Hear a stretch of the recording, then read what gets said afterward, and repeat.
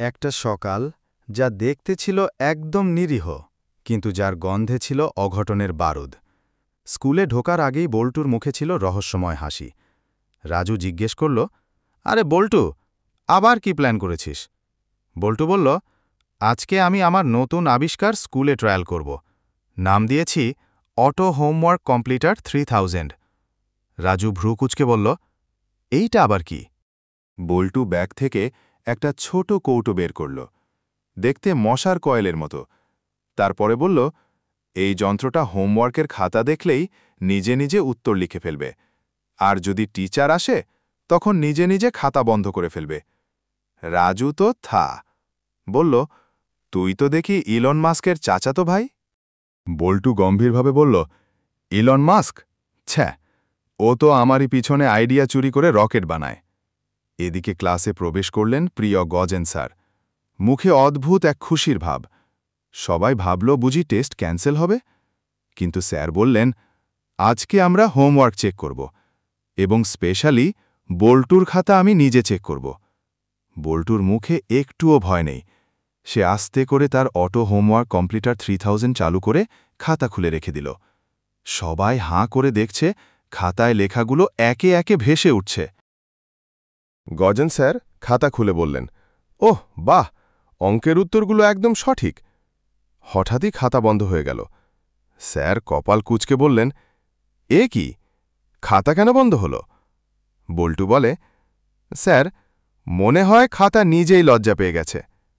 Sir সন্দেহে পড়লেন, বললেন, তোর খাতা যেন একটু বেশি বুদ্ধিমান না হয়। পরদিন বল্টু আবার নতুন যন্ত্র নিয়ে আসে। নাম দিয়েছে ক্লাসবোর্ড অটো ক্লিনার। স্যার বোর্ডে যতই লিখুন, আমার যন্ত্র ওটাকে 10 সেকেন্ড পর মুছে দেবে। কি লাভ পেলি? বল্টু বলল, স্যার বোর্ডে যত কম লিখবে তত কম পড়াতে পারবে, বুঝলি পয়েন্ট? গজেন স্যার ক্লাসে ঢুকে বোর্ডে একটা সূত্র লিখতেই যন্ত্রটা শুস করে সব মুছে দিল। স্যার চমকে গেলেন, এইটা আবার কে মুছে দিল? বল্টু বলে উঠল, স্যার বোর্ড হয়তো নিজেই ভুল ধরেছে। স্যার রেগে বললেন, বল্টু, আজকে ক্লাসে তুমি বসবে প্রথম বেঞ্চে, আমি তোমাকে চোখে চোখে রাখব। স্যার, আপনার চোখে যদি পাওয়ার কম থাকে আমি আমার গুগল গ্লাস দিতে পারি। স্যার দাঁড়িয়ে গেলেন, চুপ, এখন আমি টেস্ট নেব। দ্বিতীয় প্রশ্ন, পৃথিবী গোল কেন? বল্টুর উত্তর, কারণ যদি চ্যাপ্টা হতো তাহলে লোকে কিনারা খুঁজে পেয়ে নিচে পড়ে যেত। সারা রাত না ঘুমিয়ে টিচারদের কাঁদানোর সব প্রশ্নের উত্তর তৈরি করেছিল সে। পরের দিন হেড স্যার এসে বললেন, আজ স্কুলে এক বিজ্ঞান প্রতিযোগিতা হবে, যার প্রজেক্ট সেরা হবে সে স্কুলের হয়ে জেলা পর্যায়ে যাবে। বল্টু হেসে বলল, তাহলে তো গেম শেষ, আমি তো অটো পড়া মুখস্থ বানিয়েছি। সবাই হাঁ করে দেখে, বল্টু একটা হেলমেট টাইপ কিছু বানিয়েছে। সেটা মাথায় দিলে বই খুললে 1 পৃষ্ঠা পড়লেই নাকি মুখস্থ হয়ে যাবে। গজেন স্যার এসে বললেন, আমাকেও তো এটা ট্রাই করতে হবে।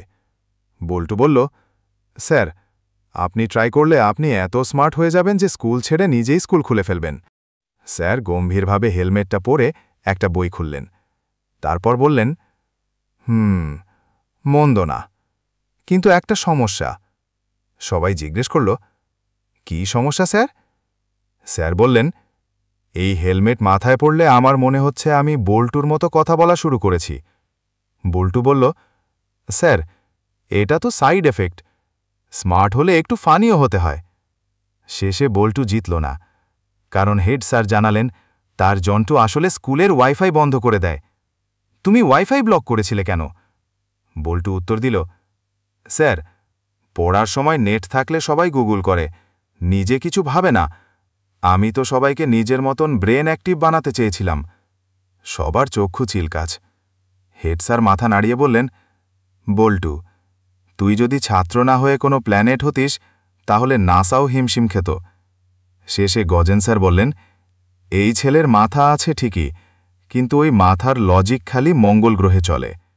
বল্টু হাসতে হাসতে বলল, স্যার আমার পরবর্তী প্রজেক্ট স্যার অটো রিল্যাক্সার 4000, ক্লাসে বকা দেওয়ার বদলে গান চালাবে।